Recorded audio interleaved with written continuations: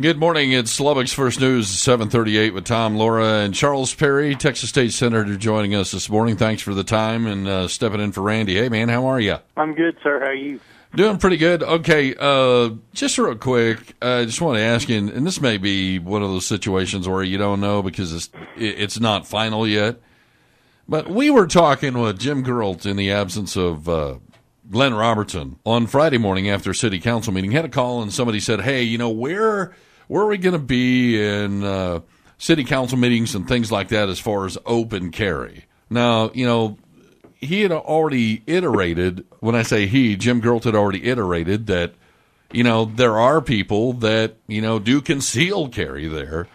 But what's the big debate as far as you see on open carry? Do you think it's a plus or a minus for society? Well, I mean, I've not made any bones about it. Open carry is one of those deals that the Second Amendment affords people to.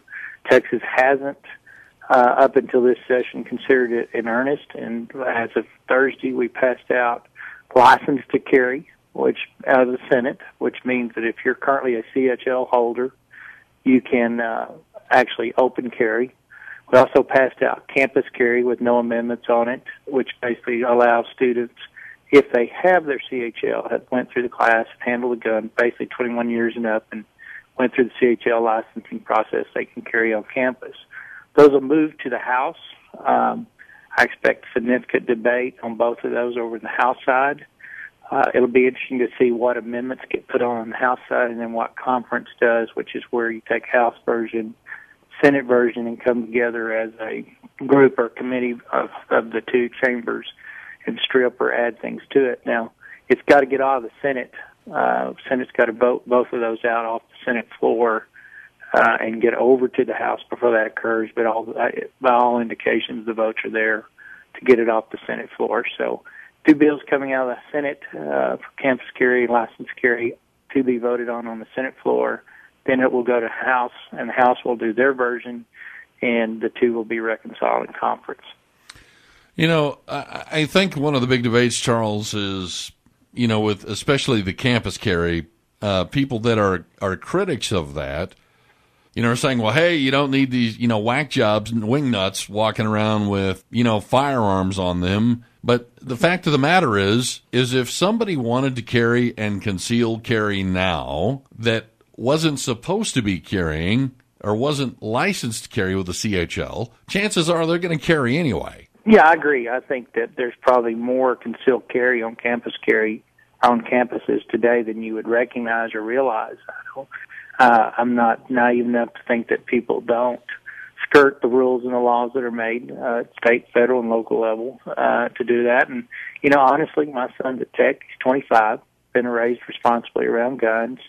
And I would like to think that if someone were to come into a classroom or an environment such as that he would have a legal means, i.e. being a CHL carrier, to be able to defend himself if that unfortunate instance occurred. So, you know, I'm a supporter of being able to defend yourself. I think that 21 and a license where you have actually went through the process of handling, feeling the gun, touching the gun, shooting the gun, and putting you in an environment where you're at least responsible with that based on the fact you've had it in your hands and been around it, gives them that defense. It would be, you can't legislate laws around bad things happening. In other words, there's going to be bad people doing bad things, and no amount of laws in the books is going to prevent that. And I hate that. That's the environment we're in today.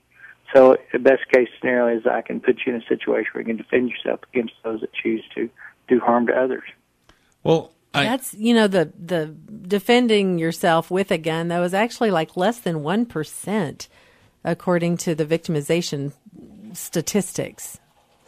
But, yeah. I mean, I guess if you came up in that situation, at least that would be there. But that would be there. I would feel, well, I don't know what I'd feel. Do you still have to have a license? I mean, you have to go through the same thing you'd have to go for concealed handguns, right? Correct. You go through the CHL process, which is 21 years or older. So you look at a majority of students are already exempted by just the age factor.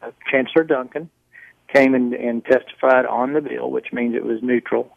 And he had two, I think, very responsible recommendations or suggestions, and this is where he was at when he was in the Senate. He kind of evolved into this position that basically on dorms, and you'd have very few 21-year-olds or youngers in dormitory settings, but, the RAs and some of those people might be, that those guns are kept locked up and that they're inaccessible other than by the adult or the 21-year-old CHL holder in the dormitory setting. His other request was something similar to that if a professor was carrying in a classroom, that would be kept in a secure position so that it couldn't be commandeered. So those are things that I think you'll see going through the debate going forward.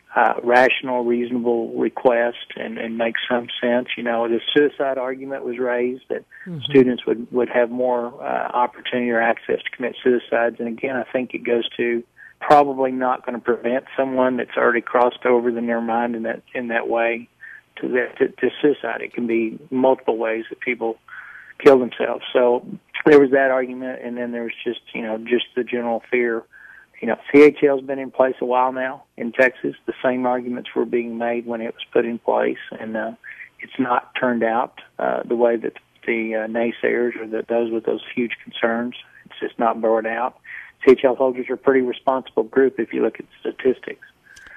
Hey, Charles, yes. We have the abandoned landfill that's out by Silent Wings Museum. Can you hang out with us for a couple more minutes and let us know what's happening there? Sure. All right, 7:45, good morning, back with Charles Perry. KFYO, good morning, Tom Collins, Laura Mack. Lubbock's First News, Charles Perry, State Senator on the line with us. Good morning, Charles, and thanks for joining us this morning. Sure, it's good to be, guys. Hey, listen, we've got this, for lack of a better word, dump, landfill, whatever. It was originally opened and I guess permitted by the TECQ as a recycling center. It's out there by Silent Wings Museum. A lot of people consider it to be, kind of like a black eye because it's on one of the cities, the main area coming into the city. It's caught on fire back in 2004 and 2009. When it catches on fire, it smolders for like a week because you can't put it out. Correct. So this is probably one of the city leaders' bigger agenda items, as you were saying, as far as trying to get some positive motion on this. And you work with Tony Privet, who is basically the lobbyist for the city of Lubbock with the state of Texas. That's correct. These centers were put in as a collection for basically salvage, like concrete, brick, tires, those things. We're filling up our landfills, and they never go away. Environmentally, they just sit out there and take up space. So the idea was, TCQ came in, I think they put in about 20 of these around the state to collect and basically resalvage or recycle, if you will. And this particular one, and I'm told many others across the state, didn't last long. The owners couldn't make a go of it profitably, or either they ran them in the ground, and then TCQ had no way to find or did not have a means in which you would clean them up. So it's effectively like a Superfund. At the federal level, we have Superfund monies to go in and clean up gas spills, oil spills, nuclear spills, all these kind of issues. Well, TCQ didn't have that process in place. There is a way in the statutes for them to do it, but we never funded it. We never funded the cleanup. So what we're trying to do this session is develop what's called an appropriations rider, where you would go in and stick it onto the appropriations budget to give these cities around the state that have closed these facilities and are just an eyesore, an environmental hazard.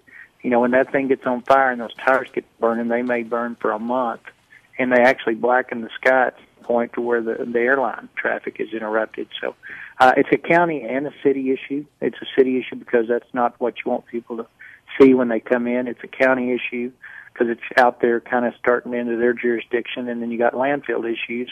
Where do you put this stuff? That's the biggest challenge of the day. If you intended purpose is to keep it from using up all your landfill space, now you got to find out where we're going to do it and what we're going to do with it. So we are going to try, Dustin and I are working on some legislation to get the appropriations bill set up to where we can hopefully get some funding into that area to get those cleanups done that need to be addressed around the state.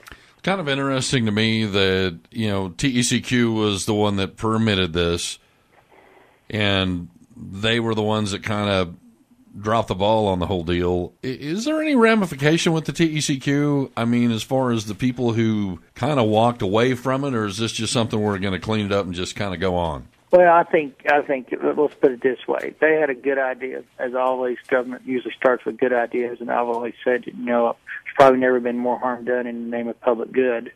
This particular issue, I don't think that they saw not working. It wasn't something that they could tell was economic viable on the front end. They suspected it would or wouldn't have done it.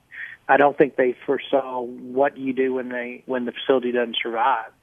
And we, as an appropriations cycle in the last few sessions, hadn't addressed the fact that some of them didn't make it. So TCQ was doing their job. I think it was probably an EPA-driven initiative, as most of those initiatives are. Federal government comes to the TCQ EPA department, if you will. That's what TCQ is at the state level. It says, go clean this up, and this was the way they addressed it. So I won't put the blame on one person or one department. I would say that the appropriations budget needs to be responsible and put the money into the place that need to be, cleaned up. Yeah. It's a question where you put it, though, is the deal. I will say, interesting enough, in a school last week, school district, public school system, walking on their floor in their hallways was recycled tires with a wood-like skin on it. You didn't even know it wasn't real wood. So there is appropriate uses for recycled tires. It's an expensive process, but it was a pretty cool floor. Yeah. So, that's neat. Yeah, it was. So Hey, there is some options. We just got to get aggressive with it and try to get it done. Right. Hey, Charles Perry, State Senator, thanks for stepping in this morning. Appreciate you. No problem. Appreciate you guys. Have a good day. It's 7:55. Good morning.